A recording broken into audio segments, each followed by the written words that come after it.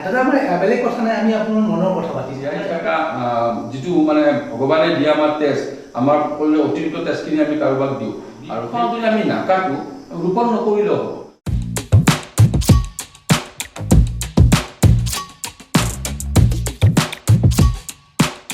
নমস্কাৰ, মই সত্যেন্দ্ৰ কলিতা।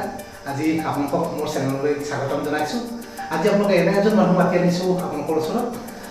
আপোনালোক সকলোৱে জানে, বিশেষকৈ দৰংবাসীয়ে, যে আমি মানুহে মানুহৰ বাবে আমি যে কাম কৰিব লাগে, ঠিক তেনেকুৱা এটা কামেই এখেতে কৰি আছে। আমি সকলোৱে চিনাকি। আমাৰ সকলোৱে জানে যে ৰক্তদান মহান দান। এনেকুৱা এই কামটোৰ লগত জড়িত হৈ থাকি প্ৰথম দাদাৰ লগত চিনাকি, আৰু তাৰপিছতেই বিভিন্ন অনুষ্ঠানৰ প্ৰতিষ্ঠানৰ লগত দাদাক আমি লগ পাওঁ, আৰু সেই লগ পোৱাৰ সুবাদতেই আজি আমি লগ হ'ব খুজিছোঁ, আপোনালোকক চিনাকি কৰাই দিব ওলাইছোঁ। আমি চেকা মজুমদাৰ দাদা নমস্কাৰ। নমস্কাৰ। আজি স্বাগতম জনাইছোঁ আপোনাক আমাৰ এই অনুষ্ঠানলৈ। আপোনাক দাদা আমাৰ বেলেগ কথা নাই, আমি আপোনাৰ মনৰ কথা পাতিম। আমাৰ এনেকুৱা কথা নহয় যে আমি কোনো বহুত বেলেগ কথা পাতিম, আমি মনৰ কথা পাতিম। দাদা আপোনাৰ প্ৰথমে আমি সুধিব খুজিছোঁ, আপোনাৰ যে এই মানুহৰ প্ৰতি এটা আপোনালোকৰ যিটো মৰম, যিটো চেনেহ, আপোনাৰ কেতিয়াৰ পৰা জাগিল বাৰু মনত? আচলতে মোৰ মা কথা খুব অসুখীয়া আছিলে, প্ৰায় অসুখ হৈছিলে, আৰু মাৰ বহুত কেইটা অপাৰেশ্যন হৈছিলে। তেতিয়া আমি সৰু আছিলোঁ, আমি দেখিছোঁ তেতিয়া মাৰ অপাৰেশ্যনৰ সময়ত তেজৰ প্ৰয়োজন হৈছিলে। সেইটো 80-85 মানৰ কথা হ'ব। তেতিয়া আমি তেজৰ কাৰণে বহুত হাবাথুৰি খাইছিলোঁ, আমি পোৱা নাছিলোঁ, গুৱাহাটীত গৈছিলোঁ, তেতিয়াও নাছিলে, আৰু সজাগতাও নাছিলে সেই সময়ত। কিন্তু আমি মেঘুলা বুলি মাতোঁ, শান্তিপুৰৰ এজন ব্যক্তিয়ে মাক ৰক্তদান কৰিছিলে। আৰু তেতিয়া তেখেতক কিবা আমাৰ দিব গৈছিলে, তেতিয়া কৈছে নহয়, জীয়াই থকা যিটো মানে ভগৱানে দিয়া আমাৰ টেষ্ট, আমাৰ শৰীৰৰ অতিৰিক্ত টেষ্টখিনি আমি কাৰোবাক দিওঁ, আৰু সেই তেজেৰে যদি তোমাৰ মা বা তেওঁ জীয়াই থাকে, আৰু ইয়াতকৈ আৰু মোক কি লাগে, সেই কথাষাৰে মোক অলপ ক'ৰবাত হৃদয়ত চলি গৈছিলে। আৰু আজিও মই তেখেতক ৰক্তদানৰ পথৰ ইয়াৰ পৰাই মই তেখেতক সেৱা জনাইছোঁ। তেখেত আছিলে মেঘু, শান্তিপুৰৰ বাসিন্দা, আৰু তেখেতৰ সেই কথাষাৰে মোক অলপ প্ৰেৰণা দিছিল। দাদা আমি সকলোৱে জানো ৰক্তদান মহান দান, কিন্তু ক'ৰবাত যেন কাৰোবাৰ অকণমান মনত এতিয়াও আমি সংকোচ বোধ এটা থাকে যে ৰক্তদান দিলে যেন আমাৰ কিবা অনিষ্ট হ'ব। এই ধৰণত আমি কেনেকৈ বাৰু চেঞ্জ কৰিব পাৰিম? আচলতে এইটো আমাৰ শিক্ষিত বা অশিক্ষিত বুলি কথা নাই। ৰক্তদান মহান দান আমি ক'বলৈ সহজ, বা ৰক্তদান জীৱনদান ক'বলৈ সহজ, পালন কৰাটো খুব কঠিন হয়। এইটো আচলতে আমাৰ সজাগতাৰ অভাৱ। আমি নাজানো যে আমি ৰক্তদান কিয় কৰিব লাগে, বা ৰক্তদান কৰিলে কি হয়। সেই কথাখিনি আজিৰ পৰা ধৰক 20-25 বছৰ আগত খুব বহুলভাৱে প্ৰচাৰিত নাছিলে। কেতিয়াবা কি হৈছে, কোনোবা লাগিছিলে দি আহিছিলে, বা দিয়া মানুহবোৰক বুজুৱাব লগা হৈছিলে। কিন্তু লাহে লাহে যেতিয়া ধৰক অলপ বৈজ্ঞানিকভাৱে মানুহবোৰক বিশ্লেষণ কৰা হ'ল যে ৰক্তদান দিলে একো নহয়, কোনজন মানুহে দিব পাৰে, সেই কথাবোৰ যেতিয়া লাহে লাহে মানুহে বুজি পোৱা হ'ল, তেতিয়া বহু সংখ্যক এতিয়া আগুৱাই আহিছে। কিন্তু মই আকৌ কৈছোঁ যে আমাৰ প্ৰথমতে হৈছে আমাৰ সজাগতা। যিখিনি সজাগতা হ'ব লাগিছিলে সেইখিনি আমি আজিও পৰা নাই। যিসকলে কৰি আছে আন্তৰিকতা খুব সীমিতভাৱে ৰক্তদাতাহে কৰি আছে, কিন্তু আমি জানো যে আমাৰ প্ৰতিজন ঘৰতে এজন কিন্তু হ'লেও ৰক্তদাতা আছে। আৰু এই ৰক্তদাতাবোৰ প্ৰথমতে আগুৱাই আহিব নিবিচাৰে, সেইকাৰণে যে ৰক্ত দিলে মানে অসুবিধা হ'ব নেকি, মোৰ ল'ৰাই কিয় ৰক্ত দিব লাগে, তই ৰক্ত দিলে দুৰ্বল হৈ যাবি, এই যে কথাবোৰ, এই কথাবোৰে কেতিয়াবা আমাক আমনি দিয়ে, নিদিয়া নহয়। কিন্তু মই কওঁ এতিয়া আপোনালোকৰ এই চেনেলৰ জৰিয়তে মই ক'ব বিচাৰোঁ, ৰক্ত আপুনি দিব নালাগে, কিন্তু ৰক্ত কেনেকৈ সংৰক্ষণ কৰে, ৰক্ত কি সকলে কোনজন ব্যক্তিয়ে দিব পাৰে, আপোনালোকে এবাৰ ৰক্ত ভঁৰাললৈ গৈ সেইটো পৰীক্ষা অন্তত কৰিব পাৰে। তেতিয়া কি হয়, মানুহজনে হয়তো উপলব্ধি কৰিব যে মই সুস্থ আছোঁ, মই দিব পাৰোঁ। কিন্তু মোৰ অভিজ্ঞতাৰে কৈছোঁ, এজন মানুহৰ 18 বছৰৰ পৰা বয়স হ'ব লাগিব, আৰু 65 বছৰ ওপৰত হ'ব নালাগিব, হিমোগ্ল'বিন 12.5 ওপৰত হ'লে দিব পাৰে, আৰু যোনটো ওজন আমাৰ 45 কেজি। এইখিনি কথা আমি মানে ৰক্তদানৰ কথা থকাৰ কাৰণে জানো, বাকীখিনি কিন্তু আমাৰ ডক্তৰে আমাক কৈ কাৰণেহে আপোনাক সংগ্ৰহ কৰিব, সেই কথাখিনি মই অৱগত কৰি দিছোঁ। দাদা এই ৰক্তদানৰ ক্ষেত্ৰত আপুনি কি বৰ্তমান দৰঙত কেনেকুৱা কাম কৰি আছে? আচ্ছা, ৰক্তদানৰ ক্ষেত্ৰত কাম কৰা বুলি আমাৰতো মোৰতো অভিযানটো 96-97 পৰা আৰম্ভ কৰিছিলোঁ। আমাৰ গানে প্ৰয়াত মনোৰম ডেকা তেতিয়া মই আৰম্ভ কৰিছিলোঁ। কিন্তু মোৰ প্ৰথম ৰক্ত পৰীক্ষাটো কৰিছিলোঁ 1991 চনত। মোৰ বন্ধু এজনে SSB ট্ৰেইনিঙত আপোনাৰ যি ট্ৰেইনিং কৰোঁতে তাত ভৰি এখন ভাঙিছিলে। তেতিয়া আমি টেষ্ট কৰিব যাওঁতে তহবিলদাৰৰ তাতে, তেতিয়া মোৰ বি নিগেটিভ বুলি ধৰা পৰিছিল। তেতিয়া তহবিলদাৰে ছাৰে কৈছিলে যে তোমাৰ দুখটো বৰ এয়া, তুমি অলপ সাৱধানে চলা ফুৰা কৰিবা। কিন্তু সেই সময়ত তেখেতক দিব লগা হোৱা নাছিল। মোৰ সুবিধাটো বা মোৰ এই সুবিধাটো দিছে আমাৰ আপোনালোকে সকলোৰে জানে আমাৰ এছআৰ ডেকাৰ যিজন আমাৰ অনুপম ডেকা জ্যোতিদা বুলি জানো তেখেতে কিন্তু এই ক্ষেত্ৰত মোক আগবঢ়াই লৈ আহিছে তেখেতক দেউতাক দিছিলোঁ কিন্তু এই যে আৰম্ভণি হ'ল এই আৰম্ভণিটো মোৰ 2017 চনৰ মাৰ্চ মাহৰ মই অন্তিমবাৰৰ বাবে দিব লগা হৈছে আমি দৰঙত এতিয়াও যথেষ্ট সজাগতাৰ প্ৰয়োজন আছে বুলি আমি ভাবোঁ আপোনালোকে সজাগতাৰ ক্ষেত্ৰত কি কৰিছে বাৰু দৰং বুলি নহয় সমগ্ৰ ভাৰতবৰ্ষতে আছে আৰু অসমতো আছে অসমত এতিয়াও গাঁৱেবোৰৰ পৰা ইমান ল'ৰা ওলাই অহা নাই তাৰমানে এওঁলোকে সুবিধাও নাপায় বা ৰক্তদানটো এনেকুৱা এটা বস্তু কেতিয়া কাৰ প্ৰয়োজন কোনো নাজানে আৰু আমাৰ স্কুল কলেজ বা য'ত সভা সমিতি হয় কেতিয়াবা আমি যেতিয়া গাঁওসমূহ পাতোঁ মই ভাবোঁ যে গাঁওবোৰত এনেকুৱা এজন বিশেষজ্ঞ মানুহ ব্যক্তি বা ডক্টৰ মাতি কেনে ৰক্তদানৰ সজাগতা কৰিব লাগে তেতিয়াহ'লে কি হ'ল উঠি অহা প্ৰজন্ম বা ল'ৰাসকলে গম পাব যে ৰক্ত কিয় দিব লাগে বা ৰক্ত কি কোনজন ব্যক্তিয়ে দিব পাৰে এই কথাবোৰ যদি আমি অলপ গুৰুত্ব দিওঁ স্কুল কলেজত যিটো হায়াৰ ছেকেণ্ডেৰী বুলি কওঁ তেতিয়াহ'লে কিন্তু তাত পৰিসৰটো বাঢ়িব আৰু এতিয়া যিসকল ৰক্তদাতাই কাম কৰি আছে ক্ৰিষ্টেল ভিজনে কাম কৰি আছিলে 2011 চনৰ পৰা কাম কৰি আছে আপোনাৰ তাৰপিছত আহি বিভিন্ন অনুষ্ঠান আহিছে মাৰোৱাৰী যুৱ মঞ্চ আছে মাৰোৱাৰী তেৰা পঞ্চ আছে খাৰগতীয়াত আছে এনেকুৱাকৈ কাৰ্ড আছে আৰু বিভিন্ন অনুষ্ঠান আছে আৰু ইউনিটি বুলি এটা অনুষ্ঠান আছে তেওঁলোকেও বৰ ভাল কাম কৰি আছে বিগত বছৰ ধৰি 19 চনতে গঠন কৰা তেওঁলোকেও কিন্তু বৰ ভাল কাম কৰি আছে এই ক্ষেত্ৰত আৰু যদি ল'ৰা ওলাই আহে নিজৰ ঘৰৰ পৰা পৰিয়ালৰ পৰা তেতিয়া ভাবোঁ তেজৰ অভাৱত কোনো মানুহ মৃত্যু নহ'ব সেইটো ক'ব পৰা বহু ক্ষেত্ৰত আমি দেখা পাওঁ আমাৰ সজাগতাৰ অভাৱতে টেষ্টটো দিব কাৰণে মানুহে আগবাঢ়ি নাহে কাৰণ মই নিজে ভুক্তভোগী বহুজনক তেজৰ ক্ষেত্ৰত যেতিয়া প্ৰয়োজন হয় তেতিয়া ফোন কৰোঁ তেতিয়া কিন্তু এটা কথাই কয় যে মই নোৱাৰিম বা মোৰ সময় নহ'ব তেনেকুৱা কথা কয় কিন্তু যদি আচল অজুহাতটো আমি গম পাওঁ তেতিয়া কিন্তু মানুহজনক সজাগতাৰ পাওঁ গতিকে সেইকাৰণে দাদা আজি আপোনাক মাতি অনা কাৰণটো সেইটো যাতে আপোনাৰ জৰিয়তে আমাৰ তেজৰ যাতে এই এটা সকলোৱে যাতে তেজ দিবলৈ আগবাঢ়ি আহে কাৰণ আমি তেজ ৰক্তদান মহান দান বুলি আপুনি যিটো ক'লে আমি সকলোৱে জানো কিন্তু অনুভৱটো আমাৰ যেতিয়া নিজৰ মনৰ ভিতৰত নাহিব তেতিয়া কিন্তু আমি কোনো কাৰণত এই কথাটো আমি তেজটো দিবলৈ আগবাঢ়ি নাহোঁ গতিকে সেইকাৰণে আজি আপোনাক মাতি লৈ আহিছোঁ আৰু তাৰ লগতে আপোনাক এটা কাম আমি সদায় জানো আপুনি গছ ৰোৱাৰ ক্ষেত্ৰত যথেষ্ট অৰিহণা লৈ আছে গতিকে সেই ক্ষেত্ৰত আপুনি কি ক'ব গছ আমাৰ কিমান প্ৰয়োজন আমি সকলোৱে জানো কিন্তু তাতো যেন ক'ৰবাত আমি অকণমান পুঁজি কৰোঁ গছ ৰোবৰ কাৰণে সেই ক্ষেত্ৰত আপুনি কি ক'ব এই ক্ষেত্ৰত আমাৰ শ্ৰদ্ধাৰ অৰিন্দম আৰু যাদৱ পায়েং ছাৰক লগ পাইছিলোঁ এটা সৌভাগ্য হৈছিলে তেখেতৰ লগত বহুত সময় বাৰ্তালাপ কৰিছিলোঁ আৰু এনেও আমি ক্ৰিষ্টেল ভিজনে আমাৰ 2012 চনৰ পৰা বৃক্ষৰোপণৰ লগত জড়িত আছোঁ পৰিৱেশৰ লগত জড়িত থকাৰ পিছতো আমাৰ জন্মদিনটো আমাৰ সদস্যসকলে বিভিন্ন ঠাইত বৃক্ষৰোপণ কৰি আহিছে বিভিন্ন উৎসৱত আমি বৃক্ষৰোপণৰ এটা হৈছোঁ আচলতে বৃক্ষ যদি আমি নাকাটোঁ ৰোপণ নকৰিলেও হ'ব কিন্তু আমি অতি নিষ্ঠুৰ আমি পৃথিৱীখন কোনফালে লৈ যাই আছোঁ আমি নাজানো আমি ভাবোঁ যে আমাৰ যি সম্পদ পৃথিৱীৰ যিটো সম্পদ আমাক দিছে নিজে উৎপন্ন নিজে যিটো আমি পাইছোঁ পৃথিৱীৰ পৰা সেইবোৰ যদি আমি সংৰক্ষণ কৰোঁ চাওক আমি এটা সৰু কথা কওঁ মই যিখন ক্ষুদ্ৰ ব্যৱসায় কৰোঁ তাতে পলিথিন নিদিলে কোনো মানুহে কোনো বস্তু নিকিনে সেইটো আমাৰ এটা সজাগতাৰ অভাৱ বুলিয়ে কৈছোঁ কাৰণ মই যদি পলিথিনটো নিদিওঁ তেতিয়া যদি মোৰ সামগ্ৰীখিনি নিকিনে তেতিয়াহ'লে মই কি কৰি খাম মই চলিব লাগিব বাধ্য হৈ মই কেতিয়াবা মই পলিথিনটো দিব লাগে কিন্তু পলিথিনটো যদি আমি বৰ্জন কৰিব পাৰোঁ যিবোৰ আমাৰ পলিউশ্যন কৰে বুলি ভাবে তেতিয়াহ'লে যিখিনি আমাৰ অসমৰ নৰ্থ ইষ্টত উত্তৰ পূৰ্বাঞ্চলত যিখিনি বৃক্ষ আছে আমাৰ বহু বছৰলৈ আমাৰ বৃক্ষ ৰোপণ নকৰিলেও যদি আমি নাকাটোঁ কিন্তু আমি সচেতন নহয় আমি নিজক লৈ ব্যস্ত আমি এটা পুলি কটাৰ আগতে বা এটা গছ কটাৰ আগতে আমি যদি ভাবোঁ আমি এটা গছ পুলি ৰুই লওঁ আৰু এটা বস্তু আমি ল'ব পাৰোঁ আমাৰ ল'ৰা ছোৱালী সন্তানসকলৰ জন্মদিনত আমি বাকী কেক কাটো যিখিনি নিয়ম কৰিব লাগে কৰিব কিন্তু বৃক্ষৰোপণটো যদি আমি এটা ঠাই নিৰ্বাচন কৰি এটা গছ পুলি যিটো ৰোপণ কৰি সেইটো ৰক্ষণাবেক্ষণ দিম বুলি যদি আমি ভাবি লওঁ ঘৰৰ পৰা তেতিয়াহ'লে ভাবোঁ যে পৃথিৱীখন সুন্দৰ হ'ব সেউজীয়া হ'ব আৰু তাক গছ থাকিলে অক্সিজেন থাকিলে আমি ৰক্তদান কৰিব পাৰোঁ প্ৰত্যেকটো বস্তুৰ লগত কেনেকুৱাকৈ এটা মানে মিলাই এটা ভাৰসাম্য মিলাই থৈছে যদি অক্সিজেন নহয় আমি ৰক্ত আমি উশাহ নিশাহ ল'ব নোৱাৰিম আমি জীয়াই থাকিব নোৱাৰিম আৰু জীয়াই নাথাকিলে এই পৃথিৱীখনৰ আমি যি সৌন্দৰ্য আমি কেনেকৈ পাওঁ আমি আনক কেনেকৈ মিলাই বৃক্ষ থাকিলেহে আমি ৰক্তদান কৰিব পাৰিম এই কথাটো যাদৱ পায়েং ছাৰেও আমাক কৈছিলে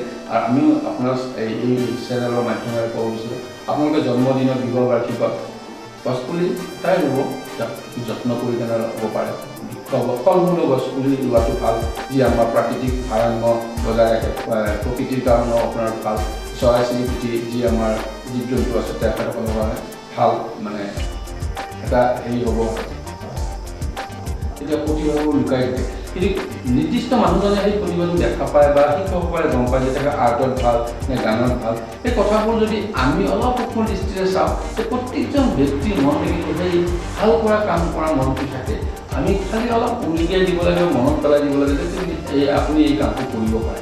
মই নিজে এটা মানে অনুষ্ঠানৰ লগত জড়িত ক্ৰিষ্টেল ভিজন আমি যেতিয়া প্ৰথম আমি আৰম্ভ কৰিছিলোঁ 2009 চনত আমাৰ 89 বেটছ আছিলে, তেতিয়া অকল পিকনিক খোৱাৰ কাৰণে আমাৰ গঢ়ি তুলিছিলোঁ হেৰিটো। আমি ইমান টকা খৰচ কৰিছিলোঁ এটা পিকনিকত, আপুনি ভাবিব নোৱাৰে। কিন্তু তাৰ পিছৰ পৰ্যায়ত আমি চিন্তা কৰিলোঁ, আমি অকল পিকনিকে খাম, ভাল কাম কৰিব নোৱাৰোঁ। সেই যে ভাল কাম কৰাৰ আমি যি এটা মনত এটা আমাৰ গোটেইখিনি আমাৰ বন্ধুৱে সহায় দিলে, সেই কামেৰে আমি আজি 2023 চনত আমি সেই কামটো চলাই লৈ গৈ আছোঁ। তাৰ জৰিয়তে আমি শিশুসকলক চিকিৎসা কৰা, আমি এডপ চেণ্টাৰ এটা চলাই আছোঁ, যি আমাৰ বৰুৱাপাৰাত আছে। তেনেকুৱা আমি ৰক্তদানৰ সৈতে আমি জড়িত হৈ পৰিলোঁ, বৃক্ষৰোপণৰ লগত জড়িত হৈ পৰিলোঁ। আৰ্থিকভাৱে দুৰ্বল ল'ৰা ছোৱালীক আমি পঢ়োৱাৰ কাৰণে আমি এটা প্ৰয়াস কৰিলোঁ। এইটোৱেই মই কাৰণে উল্লেখ কৰিছোঁ, আমাৰ বহুত ল'ৰা ছোৱালী আছে যিসকলে অলপ আৰ্থিকৰ কাৰণে পঢ়িব নোৱাৰে। আমি যদি প্ৰত্যেকজনে ভাবোঁ যে এখন কিতাপ এখন দি হ'লেও সহায় কৰিব পাৰোঁ, আমি অলপ বহি পাত দি হ'লেও সহায় কৰিব পাৰোঁ, অলপ প্ৰেৰণা দিব পাৰোঁ, ভালকৈ অলপ খবৰ ল'ব পাৰোঁ, চাব তেওঁলোকে উৎসাহিত হ'ব আৰু এই পঢ়াৰ পৰা যিটো মনটো উঠি গৈছিল আকৌ তেওঁলোকে ধৰিলে। এনেকুৱাকৈ আমি কিছু কাম কৰিব পাৰোঁ। আৰু যিটো এতিয়া এটা সমাজত দেখিছোঁ, সেই ভাল কাম কৰাৰ যিটো মন, সেই মনটো অলপ আগুৱাই আহিছে। হয়, কিছু নেতিবাচক আমাক কেতিয়াবা আমাক কয় কৰি কি হ'ব, আপুনি কামটো কৰি যাব লাগে এইকাৰণে যে সমাজখনৰ কাৰণে। কোনে কি কৈছে বা কোনোবাই আপোনাক প্ৰশংসাও কৰিব পাৰে, কোনোবাই আপোনাৰ সমালোচনাও কৰিব পাৰে। আৰু মই এটা চিন্তা মোৰ এনেকুৱা নিজৰ ভিতৰত মই আপোনাক কৈছোঁ, কোনোবাই প্ৰশংসা কৰিলে আপুনি নীতিভাহি নাযাব আৰু কোনোবাই সমালোচনা কৰিলে আপুনি বিচলিত নহ'ব। কাৰণ আপুনি জানে নিশ্চয় ভাল কাম কৰি থাকিলে কোনোবাই কোনোবাই আঘাত পায় আৰু সকলোৰে সমান সকলো ঠাইত মানুহৰ একেলগে কাম কৰিব নোৱাৰে। কাৰোবাক সহায় যদি কৰে সেইজন মানুহে আপোনাক বাহ দিয়ক, নিজক মনত শান্তি পাব, কিন্তু যাক নোৱাৰিব তেওঁ কিন্তু হ'ব ক'ব মোৰ সময়ত সহায়টো নাপালে, হয়তো আমি সেই সময়ত তেখেতৰ ওচৰত সেইখিনি কাম কৰি দিব নোৱাৰোঁ। কিন্তু সেইবুলি আপুনি পিছুৱাই আহিব নালাগে। আৰু যিটো ক'লে মানুহে মানুহৰ বাবে, মানুহে মানুহৰ বাবে আজিও কাম কৰি আছিলে, আগতেও কৰিছে আৰু ভৱিষ্যত অনাগত সময়তো কৰি থাকিব। কিন্তু আমি সেই কামটো খুব আন্তৰিকতাৰে বিশ্বাসেৰে কৰিব লাগিব। যদি আপোনাক কোনোবাই বিশ্বাস কৰে বা কোনোবা অনুষ্ঠানত বিশ্বাস কৰে যে এই সদস্যখিনিয়ে ভাল কাম কৰি আছে, তেতিয়াহ'লে চাব আপোনাক কেতিয়াও অৰ্থ কেতিয়াও হেঙাৰ নহয়। হয়, অভাৱটো চবৰে থাকে, তাৰ মাজত যদি আপোনাক যদি ৰাইজে নখ জোকাৰিলে নৈ বৈ যিটো কথা আছে, কৰুণা ধাৰা কথাটো আপোনালোকৰ সুবিধাৰে চৰ্দাৰ হোমেন বৰগোহাঁই ছাৰ কৰুণা ধাৰা যি গোটেই অসমতে 8জনৰ কাৰণে কাম কৰি আছে। তেনেদৰে মানুহে মানুহৰ জলমন গঠিত হোৱা এটা অনুষ্ঠান, সেই অনুষ্ঠান সীমিত সংখ্যক আমাৰ সদস্যৰে আৰম্ভ হৈছে। আজি 300 সদস্যৰে তেওঁলোকে কাম কৰি আছে। আৰু আপুনি আপোনাক ক'বলৈ পাই সুখী হৈছোঁ, আমাৰ সদস্যই জানুৱাৰী নিমিত্তে কেতিয়াও আপোনাক কৃপণালি নকৰে। যেতিয়াই আমি সকলোৱে কিছুমান মানুহৰ কাৰণে আমি সহায় বিচাৰোঁ, তেওঁলোকে আৰ্থিক সহায় দিবলৈ প্ৰস্তুত হৈ থাকে। তেওঁলোকে বিশ্বাস কৰিছে যে এই অনুষ্ঠানটোৱে যিটো আমি অনুদান দিওঁ হয়তো খুব সঠিক কামত ব্যৱহাৰ কৰি আছে। এই যে মই ক'লোঁ আন্তৰিকতা আৰু বিশ্বাস যদি আপোনাৰ ওপৰত আহে, আপুনি ভাল কামবোৰ অকলে হ'লেও কৰি যাব পাৰিব। খালি মানুহৰ ভিতৰত আপুনি বিশ্বাসেৰে কাম কৰিব লাগিব, সমাজখনে আপোনাৰ বিশ্বাসত যদি হয়। দাদা আপুনি এটা ভাল কথা ক'লে, যিটো আমাৰ কোনোবাই প্ৰশংসা কৰিলে উঠি ভাহি নাযাব, আৰু কোনোবাই যদি আপোনাক কেতিয়াবা আপোনাক নিন্দা কৰে তেতিয়াও কিন্তু আপুনি বিচলিত নহ'ব। যিটো এটা খুব সুন্দৰ আমাৰ সমাজৰ কাৰণে এটা ডাঙৰ মেছেজ যাব। ক'বলৈ টান, আচলতে মই কৈছোঁৱে যে আমাৰ প্ৰত্যেকজন ব্যক্তি বা প্ৰত্যেকজন মানুহৰ মনতে কোনোবা এখন কোণাত লুকাই আছে মানৱ দৈৰী মন। আমি সেই মনটো কেনেকৈ আগবঢ়াব পাৰোঁ বা সেই মানুহজন কেনেকৈ ওলাই আনিব পাৰোঁ। চব ব্যস্ততা হয়, সকলো মানুহ ব্যস্ততাৰ কাৰণে কেতিয়াবা কিছুমান মানুহে সময় দিব নোৱাৰে। কিন্তু আপুনি যদি নিজৰ ব্যস্ততাটোৰ মাজৰ পৰা মাত্ৰ 15 মিনিট এটা ভাল কাম কৰিম বুলি ভাবে, তেতিয়া মই ভাবোঁ প্ৰতিটো ভাল কাম প্ৰতিজন মানুহে কৰিব পাৰে। আপুনি কাৰোবাক ৰাস্তা পাৰ কৰি দিব পাৰে, কাৰোবাক কোনো কিতাপ এখন দি কেনে সহায় কৰিব পাৰে, কাৰোবাৰ আপুনি ধৰক উৎসাহ উঠিব পৰা নাই, আপুনি উঠাই দিলে সেই বৃদ্ধ মানুহজনক বা এনেকুৱাকৈ সৰু সৰু কাম কৰিব। যেতিয়া আপুনি ভাবিছে দেখিছে যে মানুহজনৰ ঔষধ এটা লাগে, আপোনাৰ ওচৰ চুবুৰীয়া কোনো নাই, আপুনি যদি ঠিক আছে বৰ্ণনা মই আনি লৈ আপোনাৰ প্ৰেছক্ৰিপশ্যনটো মই ঔষধ লৈ আহোঁ, সেনেকুৱাকৈ কাৰোবাক সহায় কৰিব পাৰে। সহায় কৰাটো কাৰোবাক আপুনি জাপি দিব নোৱাৰে, সেইটো নিজৰ মনৰ পৰা আহিব লগা এক অনুভূতি। মই কেনেকৈ মানুহক সহায় কৰিব পাৰোঁ, সেই কথাটো যদি আপুনি মনত ভাবি লৈ যাব নিজৰ 24 ঘণ্টাৰ ভিতৰত মাত্ৰ মই 15 মিনিট কাৰোবাক দিম আৰু এনেকুৱা কৰিলে আপুনি চাব আপোনাৰ ওচৰৰ মানুহজনক সেই কামটো কৰিবলৈ আগ্ৰহ হ'ব বা আপোনাকো ক'ব যে কেনেধৰণৰ কৰিব পাৰে আৰু এজন দুজনকৈ এনেকৈ আগবাঢ়ি গ'লে প্ৰত্যেকজন মানুহ যেতিয়া আপুনি এটা মালা গাঁঠিব চাব প্ৰত্যেকজন মানুহৰ লগত যেতিয়া আপুনি থিয় হ'ব যে সমাজখন এনে ধুনীয়া হ'ব কিন্তু আমি কেতিয়াবা কিছুমান কথা কওঁ আমি যিবোৰে ভাল কাম কৰে তেওঁলোকৰো কেতিয়াবা আমি সমালোচনা এই কি কাম নাই এনে শুনি আছে সেই কথাবোৰে কেতিয়াবা হয়তো আমাৰ মনত আঘাত দিয়ে হয় আমি তাৰ পিছত ঘূৰি আছোঁ আমি কিবা পাবলৈ বিচাৰি আছোঁ হয় মানুহে জীৱনততো কিবা পাব বিচাৰে কোনোবাই পইচা দাউৰি থাকে কোনোবাই ভাল অট্টালিকাৰ কাৰণে দৌৰি থাকে কোনোবাই এখন ভাল গাড়ীৰ কাৰণে চবতে চাব আপুনি পইচাটো থাকে পইচাও লাগিব কিন্তু তাৰ মাজে মাজে যদি আপুনি এটা মানৱ জৰুৰী কাম কৰে সেই কামটো কিন্তু সদায় আপোনাক মনত নাৰাখিব পাৰে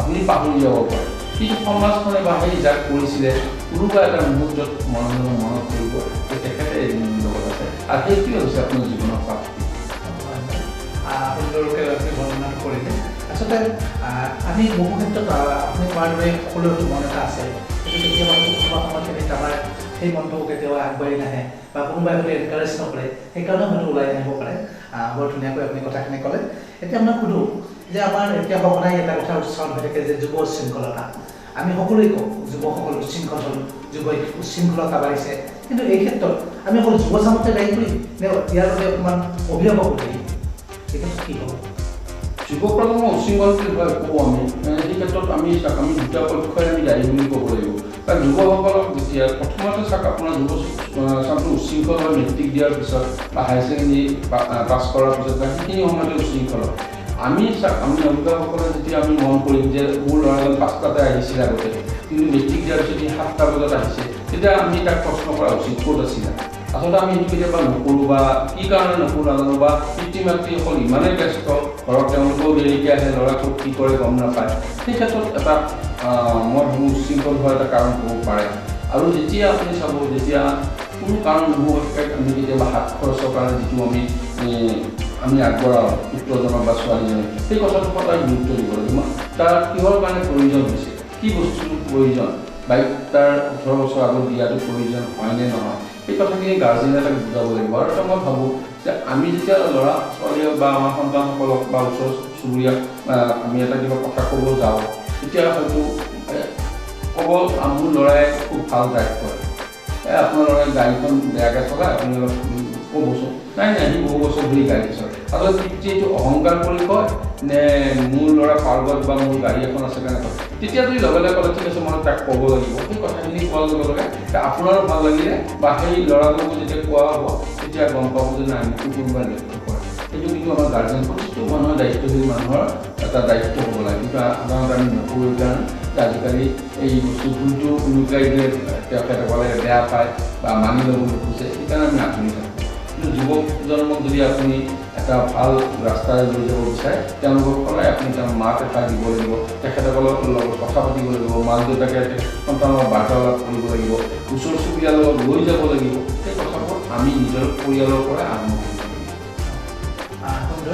আচলতে আমাৰ যুৱ শৃংখলতাৰ ক্ষেত্ৰত কিন্তু অভিভাৱক মই নিজাকে অনুভৱ কৰোঁ অভিভাৱক কিন্তু 80% দায়ী কাৰণ আমি যুৱচামক যদি চাওঁ যুৱচাম উচ্ছৃংখল হোৱাৰ মূলতে কিন্তু আপুনি কোৱাৰ দৰে অভিভাৱক কিন্তু যথেষ্ট পৰিমাণে দায়ী হয় গতিকে আপোনাৰ এই ক্ষেত্ৰত আপোনাক ধন্যবাদ জনাইছোঁ বৰ সুন্দৰকৈ ক'লে আৰু তাৰ লগতে আপোনাক এটা প্ৰশ্ন কৰিব খুজিছোঁ আজিকালি চাওক আমি মানুহ সমাজপ্ৰিয় জীৱ কিন্তু সেই সমাজপ্ৰিয় জীৱটো আমি যেন ক'ৰবাত সমাজৰ পৰা অকণমান বিশৃংখল ইজনে সিজনক যেন পাহৰি পেলাইছোঁ সকলোৱে যেন নিজৰ কামত ব্যস্ত এনেকুৱা ধৰণৰ অনুভৱ এটা দেখা গৈছে যাৰ কাৰণে হয়তো এনেকুৱা 7-8 দিনলৈ ভিতৰতে মানুহৰ ঘৰত পৰি থাকিব লগা অৱস্থা হৈছে গতিকে এই ক্ষেত্ৰত আপুনি কি ক'ব হয় আমি অলপ যিটো আমাৰ মাইক্ৰ' ফেমিলি বুলি এটা আমাৰ কনচেপ্ট আহিছে যে আমি সৰু পৰিয়াল হয় কৰ্মসূত্ৰে বা নিজৰ কৰ্মজীৱন আৰম্ভ কৰিলে আমি গাঁৱৰ পৰা উঠি টাউনলৈ আহিছোঁ আমি যিটো আমাৰ আগৰ আমি দেখিছোঁ ককা আইতা পেহা পেহী এনেকুৱা ধৰণৰ এটা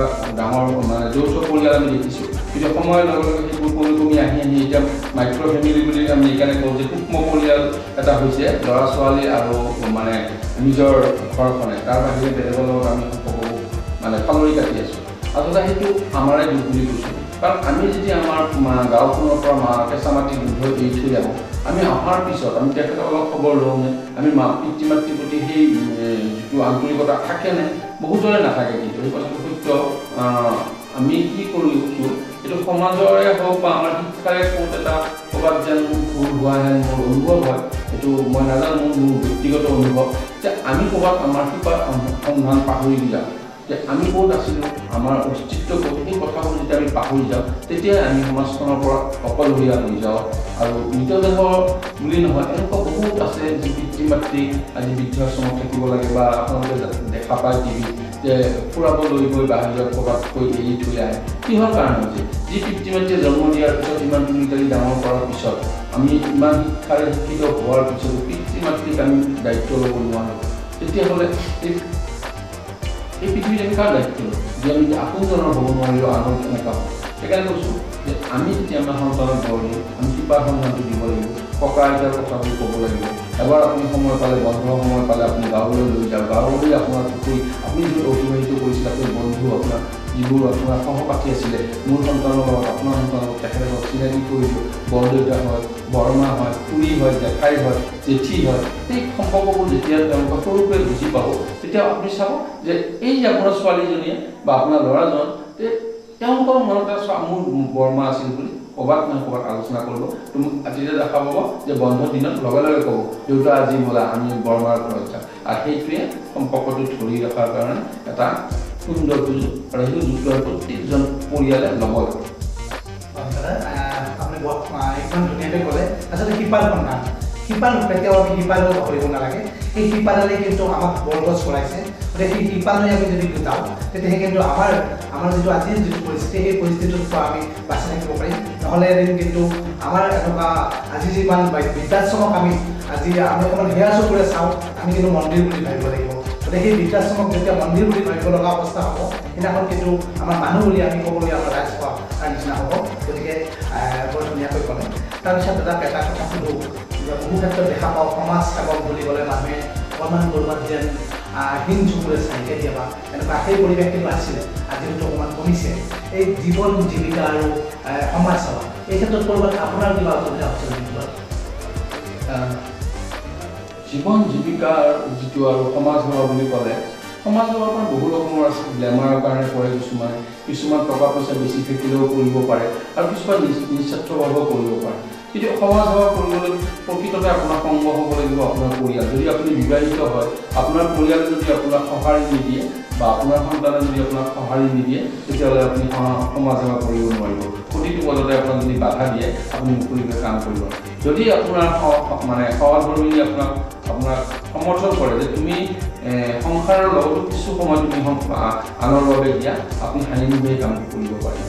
এইকাৰণে কৈছোঁ মই কথাটো, বহুত মানুহ আছে আজিকালি চাব, হয়তো মোৰেই ধৃষ্টতা নাই ক'বলৈ, কাৰণ বহুত ডাঙৰ ডাঙৰ মানুহ সমাজ সেৱালৈ ওলাই আহে, কিন্তু ৰাজনীতি পথাৰত তেখেতসকলৰ পৰা দেখা পাইছোঁ। আৰু অনাগত সময়তো যেন সমাজ সেৱা কৰিলে কিছুমানে মন্তব্য কৰে কোনখন পথাৰত যাবি, তাৰমানে ৰাজনীতি পথাৰটোৱে পালে। তাৰপিছত ৰাজনীতি নকৰাকৈ উৎসৱৰ লগত নথকাকৈও তুমি বাদ নোহোৱাকৈও যে ভাল কাম কৰিব পাৰি, আমি সেইটো পাহৰি যাওঁ। যেতিয়া আপোনাৰ সেইটো বিশ্বাস আহিব যে কোনো পদবী নোহোৱাকৈ এজন কাম কৰিব পাৰে, সেই মানুহজনক আকৌ বুৰ্বক বুলিও আখ্যা দিয়া হয়। মই দেখিছোঁ মোৰ ব্যক্তিগত বহু অনুষ্ঠানৰ লগত জড়িত, পদবীৰ কাৰণে বহু অনুষ্ঠান কিন্তু বেয়া হৈ যায়। আপুনি যিটো চকীখনত বহিব, সেই চকীখনৰ মৰ্যাদাটো আপোনাৰ সেই অনুষ্ঠানৰ লগত জড়িত। আপুনি প্ৰত্যেকজন ব্যক্তিক, সেই সতীৰ্থসকলক যদি আপুনি মৰমৰ চকুৰে চায়, প্ৰত্যেকজন সমান আপুনি কাম কৰাৰ অধিকাৰটো দিয়ে, তেতিয়াহ'লে খুব নিস্বাৰ্থভাৱে ভাল কাম কৰিব পাৰে। আৰু সেই প্ৰতিজন নিস্বাৰ্থ ব্যক্তি এজন ওলাই অহা সমাজখনৰ কাৰণে বৰ কঠিন কাম। যদি সমালোচনা কৰে, তেওঁলোকৰ মনবোৰ ভাঙি যায়।